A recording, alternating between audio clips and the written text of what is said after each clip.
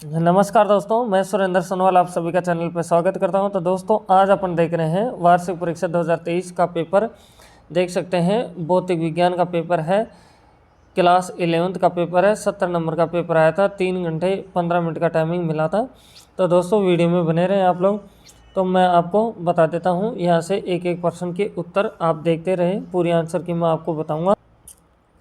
तो दोस्तों first question देखिए, आपको सामने क्या है, बहुवैकल्पिक प्रश्न दिया जा रहा है। तो उसमें अपने पास बहुत सारे क्वेश्चन है, 1 से 16 तक के क्वेश्चन दे रखे हैं बहुवैकल्पिक में। इस फर्स्ट क्वेश्चन में तो सभी का आंसर मैं बताने वाला हूं, तो वीडियो में बने रहे।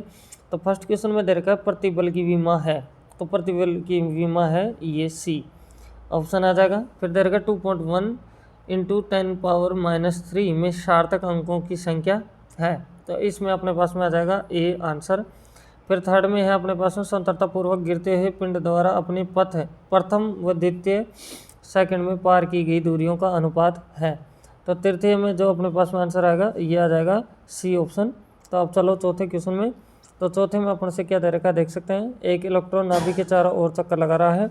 तो एक चक्कर में तय की गई दूरी एवं विस्थापन क्रमशः होंगे, अपन से बोला जा रहा है। तो चौथा क्वेश्चन में अपने पास में आएगा डी। फिर इसके बाद में है पांचवा क्वेश्चन, जिसमें दे रखा है गुणन गतिज ऊर्जा कोणीय संवेग व जड़ता आघूर्ण में सही संबंध है। तो इस पांचवें क्वेश्चन का जो ऑप्शन होगा ये अपना ऑप्शन राइट होगा, बी ऑप्शन राइट हो जाएगा। तो अब चलो छठे क्वेश्चन में दोस्तों। तो छठा क्वेश्चन में क्या है देख सकते हैं आप लोग। तो यहाँ से आपको दे रखा है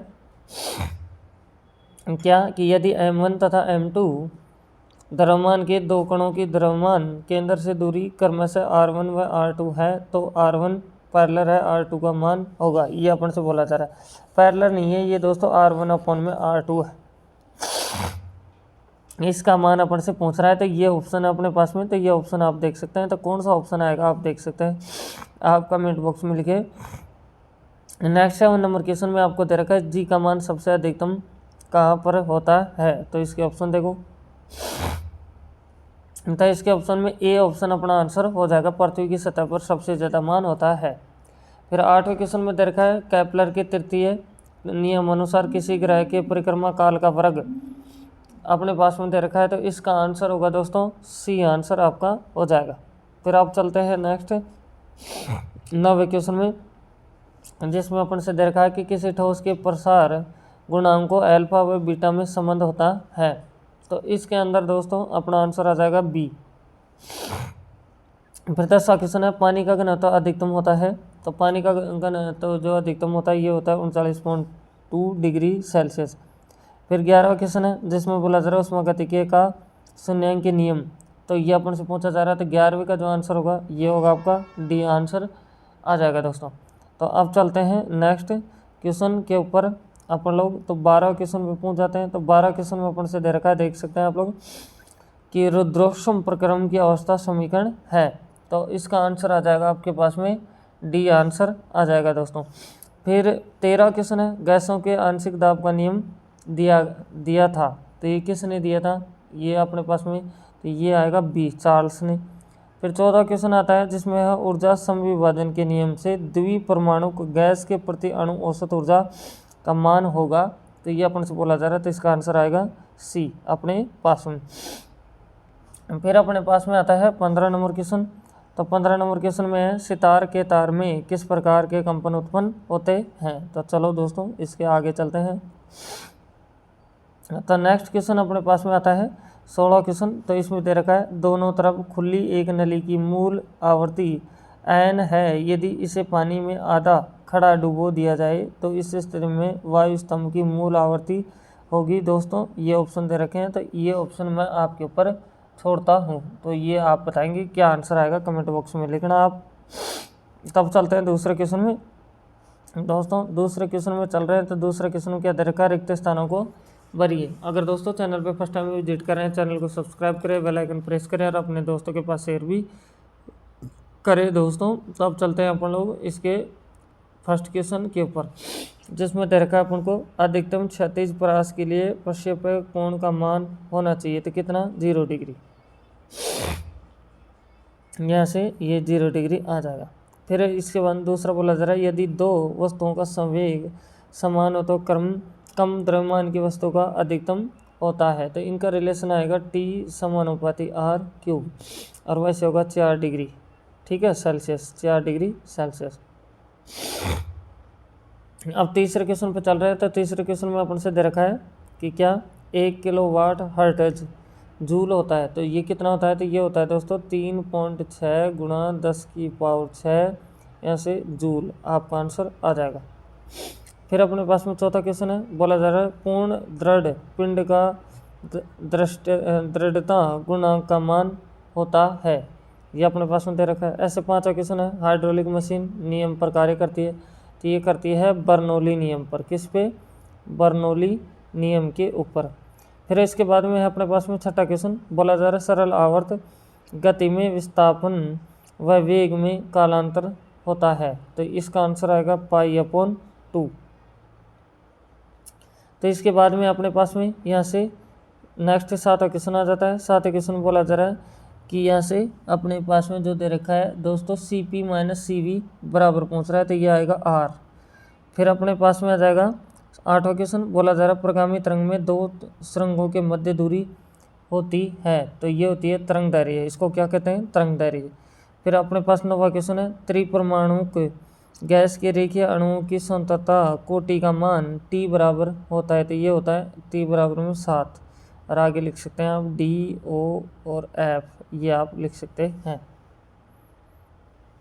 फिर इसके बाद नेक्स्ट क्वेश्चन है, 0 डिग्री सेल्सियस ताप पर फ़ारेनहाइट तथा सेल्सियस पैमाने का पाठ्यांक समान होता है। तो ये होता है 40 पे। कितने पे? 40 पे। फिर अपने पास में ये पूरा हो जाता है दोस्तों। इस तरह से ये था।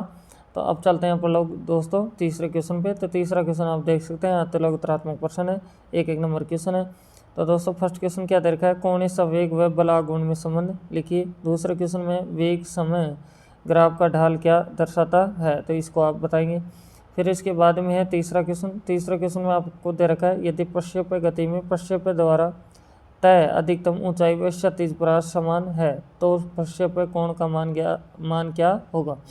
ऐसे चौथा क्वेश्चन है, उष्मागतिज निर्देशांक के नाम लिखिए। फिर है अपने पास में उष्मा चालकता गुणांक को परिभाषित कीजिए। अपने से ये दे रखा है। नेक्स्ट फिर छठे में दे रखा है, उष्मागतिकी का शून्यांकी नियम लिखिए। फिर अपन आ जाते हैं सातवें क्वेश्चन में। तो सातवें क्वेश्चन में क्या दे रखा है देख सकते हैं आप लोग कि समान ताप पर H2 व O2 के अणुओं के वर्ग माध्य मूल वेगों का अनुपात क्या होगा। ये अपन से पूछा जा रहा है। आठवें क्वेश्चन में सेकंड लोलक की लंबाई का मान कितना होता है, ये अपन से दे रहा है। अब इसके बाद में आ जाते हैं पार्ट B पे आ जाते हैं। तो लघु उत्तरात्मक प्रश्न है दोस्तों, 2 नंबर के क्वेश्चन है। ये सभी बहुत इंपॉर्टेंट क्वेश्चन है। तो वीडियो में आप बने रहे और देखते रहें, क्योंकि आपको भी जिनका पेपर हो गया उनके लिए आंसर की चल रही है और जिनका नहीं हुआ उनके लिए सेम पैटर्न ऐसा ही आपको एग्जाम में देखने को मिलेगा। तो चौथा क्वेश्चन में है, वर्ताकार पथ पर गति करते हुए कण के लिए रैखिक वेग व कोणीय वेग में संबंध स्थापित कीजिए। पांचवें में रखा है, प्रत्यास्थ व अप्रत्यास्थ टक्कर में अंतर लिखिए। ऐसे नेक्स्ट छठे में रखा है, A वेक्टर बराबर 2i cap plus j cap minus 3k cap. B vector बराबर -2i cap plus x j cap plus 2k cap परस्पर लंबवत होते हैं। तो x का मान ज्ञात कीजिए। अपन से ये बोला जा रहा है। तो अब चलते हैं दोस्तों सातवें क्वेश्चन में।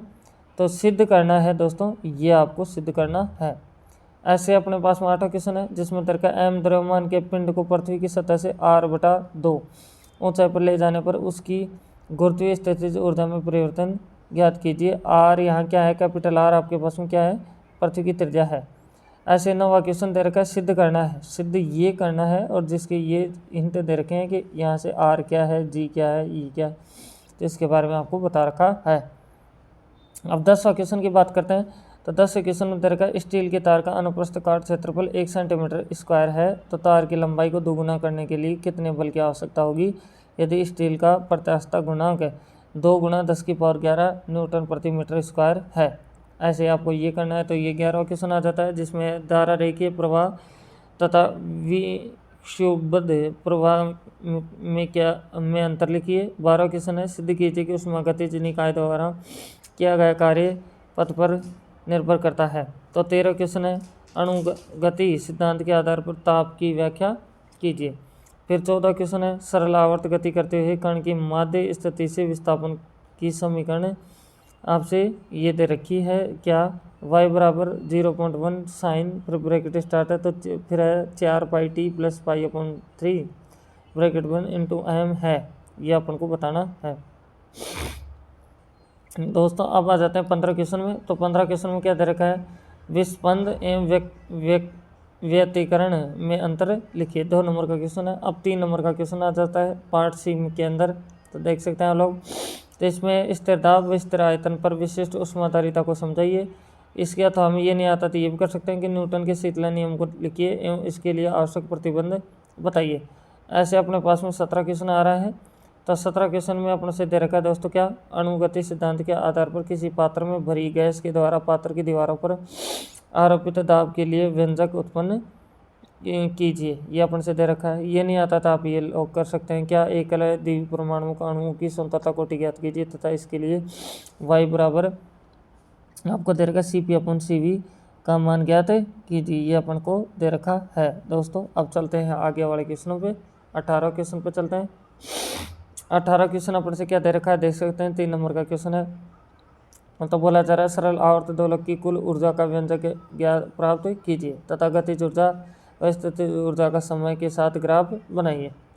ये नहीं आता तो आप ये भी कर सकते हैं कि सिद्ध कीजिए कि सरल दोलक की गति सरल आवर्त की गति होती है।